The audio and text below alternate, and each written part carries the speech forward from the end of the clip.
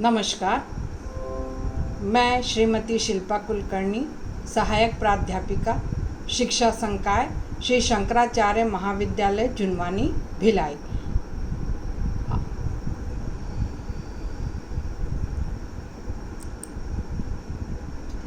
आज मैं आपको बीएड चतुर्थ सेमेस्टर में भाषा प्रवीणता में हिंदी भाषा प्रवीणता इकाई प्रथम में भाषा की परिभाषा, भेद और विशेषताओं के बारे में जानकारी प्रदान करूंगी।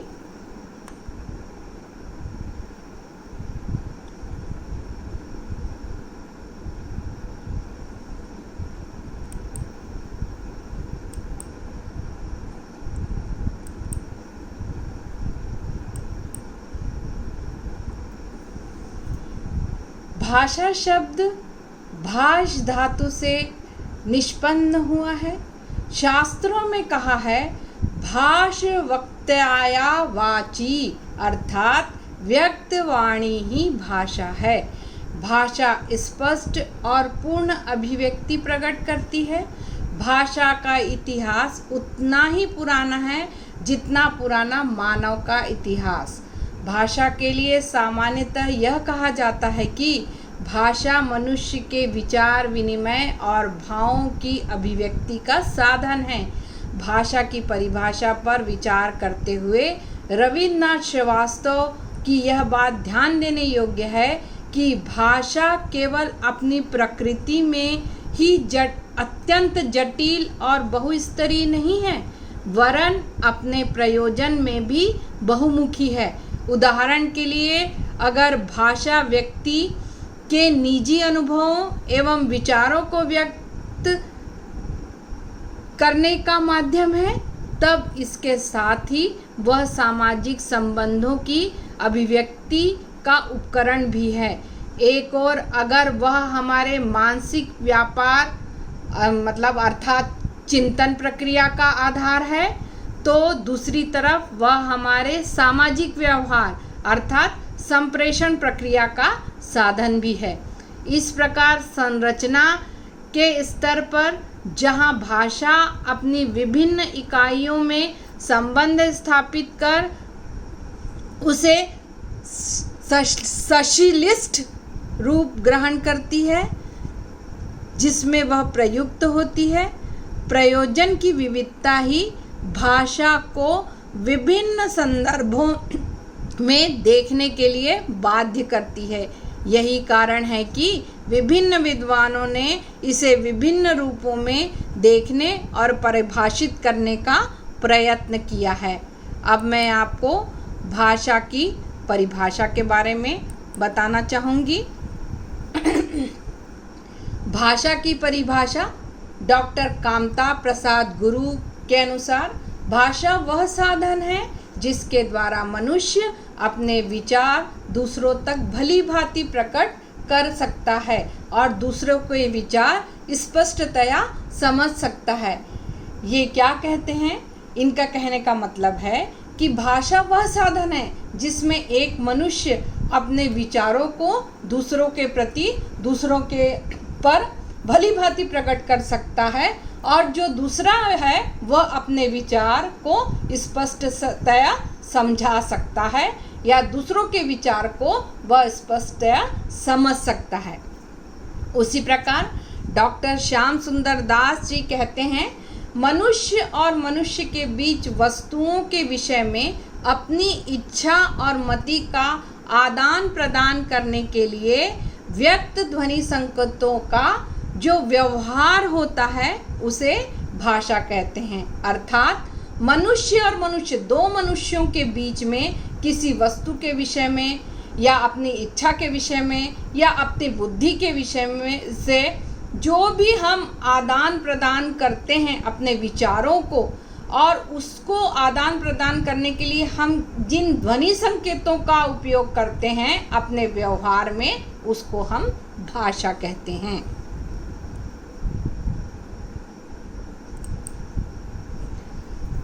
उसी प्रकार आचार्य किशोरी दास जी ने कहा है, कि विभिन्न अर्थों में संकेतित शब्द समूह ही भाषा है, जिसके द्वारा हम अपने विचार या मनोभाव दूसरों के प्रति बहुत सरलता से प्रकट कर सकते हैं। मतलब जो भी हम अपने विचारों को प्रकट करने के लिए जिस भी सांकेतिक शब्दों का या किसी भी भाषा का कोई भी शब्दों का जिसका कोई अर्थ है, उसको यदि हम प्रकट करते हैं तो वो भाषा कहलाती है, और हम अपने विचार या हमारे भाव हम दूसरों तक सरलता से पहुंचा सकते हैं, वह भाषा कहलाती है। डॉक्टर बाबूराम सक्सेना जी कहते हैं कि जिन ध्वनि चिन्हों द्वारा मनुष्य परस्पर विचार विनिमय करता है उनको समशिष्ट रूप से भाषा कहते हैं। मतलब जिन ध्वनि चिन्हों से हम जब बोलते हैं, बोलने में जो हम ध्वनि का उपयोग करते हैं, उससे हम दो व्यक्तियों के बीच जब आपस में विचार विनिमय या विचारों का आदान प्रदान होता है तो उसका समग्र रूप ही भाषा कहलाता है। अब हम भाषा के भेद के बारे में चर्चा करेंगे। मनुष्य सामाजिक प्राणी है, अतः समाज में रहते हुए सदा विचार विमर्श की आवश्यकता होती है। सामान्य रूप से भावाभिव्यक्ति के सभी साधनों को भाषा की संज्ञा दी जाती है।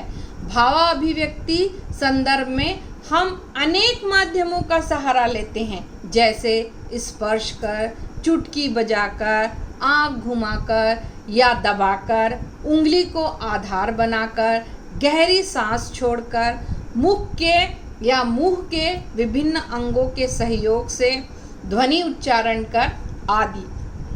इन सब के माध्यम से भी हम अपने भावों को दूसरों तक पहुंचा सकते हैं, और इसमें हम जिन अंगों का प्रयोग करते हैं वो एक माध्यम के रूप में होते हैं। उन माध्यम का सहारा लेकर भी हम अपने विचारों को दूसरों तक पहुंचा सकते हैं।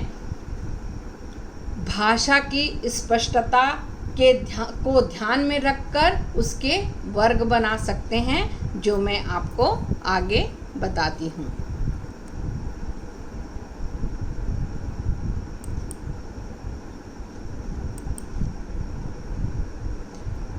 पहला है मूक भाषा। भाषा की ध्वनि रहित स्थिति में ही ऐसी भावाभिव्यक्ति होती है, इसे भाषा का अव्यक्त रूप भी कहा जाता है। अर्थात कि हम इस भाषा में किसी ध्वनि का उपयोग नहीं करते हैं, लेकिन उससे जो हम भाव व्यक्त करना चाहते हैं वो हम भाव व्यक्त कर सकते हैं। उस भाषा को हम क्या कहते हैं? अव्यक्त रूप वो भाषा का कहलाता है। इसमें हम संकेत, चिन्ह, स्पर्श आदि भावाभिव्यक्ति के माध्यम से इसी वर्ग के अंतर्गत ये जो हैं संकेत, चिन्ह और स्पर्श इसी माध्यम के अंतर्गत या इसी वर्ग के अंतर्गत आते हैं। जैसे पुष्प की भाषा भी मूक होती है। यदि हम किसी के उसमें खुश हैं तो हम यदि पुष्प देते हैं किसी दूसरे को, या कोई हमें पुष्प देता है, तो हम उसके खुशी की जो भावाभिव्यक्ति है उसको हम समझ लेते हैं। इसमें हमको ध्वनि का प्रयोग करने की आवश्यकता नहीं होती है। तो यही क्या होती है? मूक भाषा होती है। अब है अस्पष्ट भाषा। जब व्यक्त भाषा का पूर्ण या स्पष्ट ज्ञान नहीं होता है तो उसे अस्पष्ट भाषा कहते हैं। मतलब हम जो भी बोलना चाह रहे हैं वह उस भाषा को हम समझते नहीं हैं, तो वो क्या कहलाती है? अस्पष्ट भाषा कहलाती है। जैसे चिड़िया प्रातः काल से अपना गीत शुरू कर देती है, किंतु उनके गीत का स्पष्ट ज्ञान सामान्य व्यक्ति नहीं कर पाता है। तो इस प्रकार पक्षियों का गीत मानव के लिए अस्पष्ट भाषा है। नेक्स्ट पढ़ेंगे हम स्पष्ट भाषा। जब भावाभिव्यक्ति पूर्ण स्पष्ट हो तो ऐसी व्यक्त भाषा को स्पष्ट भाषा कहते हैं। जब मनुष्य अपने मुंह के अवयवों के माध्यम से अर्थमयी या यादृच्छिक ध्वनि समिष्ट का प्रयोग करता है, मतलब मनुष्य मुंह के माध्यम से, मुंह में स्थित जो अवयव हैं, जो अंग हैं, उसके माध्यम से कोई अर्थपूर्ण ध्वनि का प्रयोग करता है, तो ऐसी भाषा का रूप जो सामने आता है, तो यह भाषा मानव व्यवहार और उसकी उन्नति में सर्वाधिक सहयोगी होती है। तो जो स्पष्ट भाषा का प्रयोग करते हैं, तो इससे हम अपने जो हमारा मनुष्य का व्यवहार है और हम इस व्यवहार के कारण जिस प्रकार की उन्नति प्राप्त करते हैं, और यही जो है भाषा हमारे उन्नति में सर्वाधिक सहयोगी होती है, इसको हम स्पष्ट भाषा कहते हैं।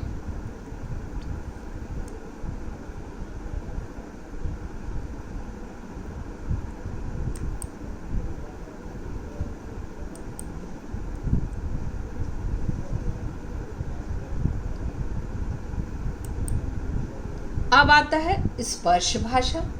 इसमें विचारों की अभिव्यक्ति शरीर के एक अथवा अधिक अंगों के स्पर्श माध्यम से होती है।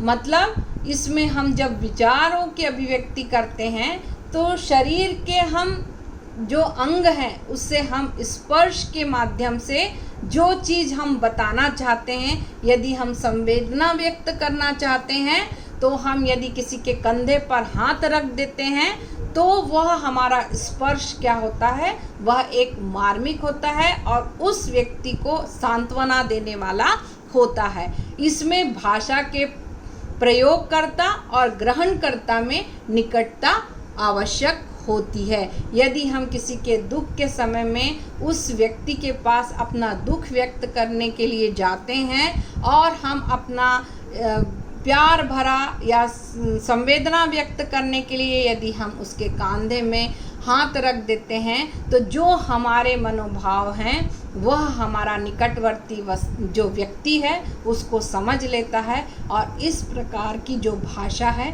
वह स्पर्श भाषा कहलाती है।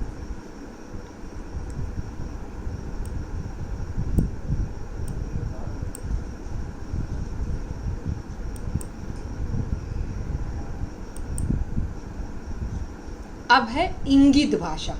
इसे आंगिक भाषा भी कहते हैं।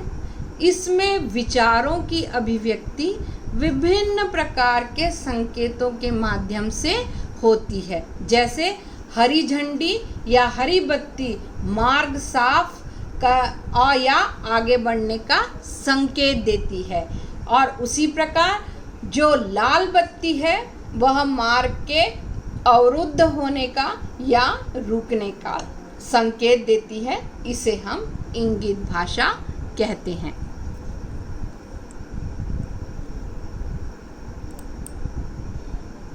अब है वाचिक भाषा। इसके लिए मौखिक शब्द का भी प्रयोग होता है। ऐसी भाषा में ध्वनि संकेतों भावाभिव्यक्ति के मुख्य साधन होते हैं। मतलब जो हमारे ध्वनि संकेत होते हैं वो हमारे जो भावों की अभिव्यक्ति के क्या होते हैं, मुख्य साधन होते हैं। इसमें विचार विनिमय हम मुख के विभिन्न अवयवों का सहयोग लिया जाता है, अर्थात इसमें भावाभिव्यक्ति बोलकर की जाती है। यह सर्वाधिक प्रयुक्त भाषा है। सामान्यतः इस भाषा का प्रयोग सामने बैठे हुए व्यक्ति के साथ होता है। यंत्र आधारित दूरभाष मतलब टेलीफोन, वायरलेस आदि की भाषा भी इसी वर्ग के अंतर्गत आती है। यदि हम टेलीफोन में बैठकर किसी दूर अपने सहयोगी या अपने मित्र से हम जो बातचीत करते हैं, तो हम अपनी जो भावनाएं हैं वो दूर में बैठे उस व्यक्ति तक पहुंचाते हैं, और इसी जो हमारी अभिव्यक्ति है वो हम वाचिक भाषा के माध्यम से करते हैं। भाषा के सूक्ष्म विभाजन में इसे यांत्रिक या यंत्र आधारित भाषा के विभिन्न वर्ग में रख सकते हैं।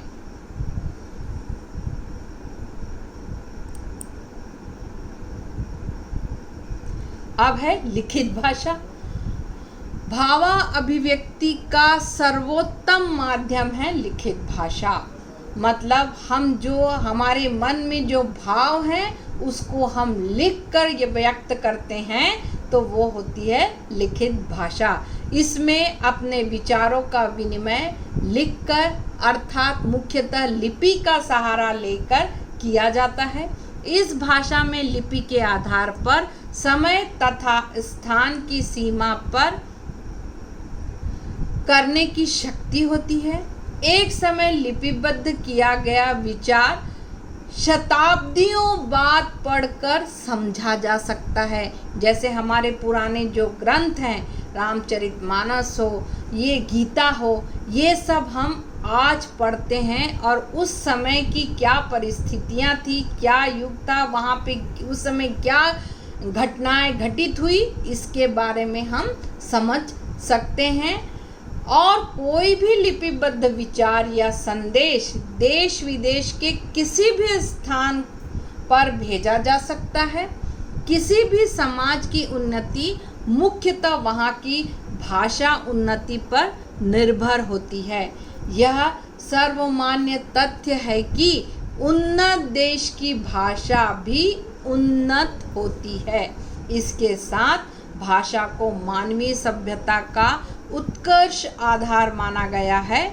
काव्य दर्श में वाणी या भाषा को जीवन का मुख्य आधार बताते हुए कहा गया है कि वाचा में प्रसादेन लोकयांत्र परिवर्तते।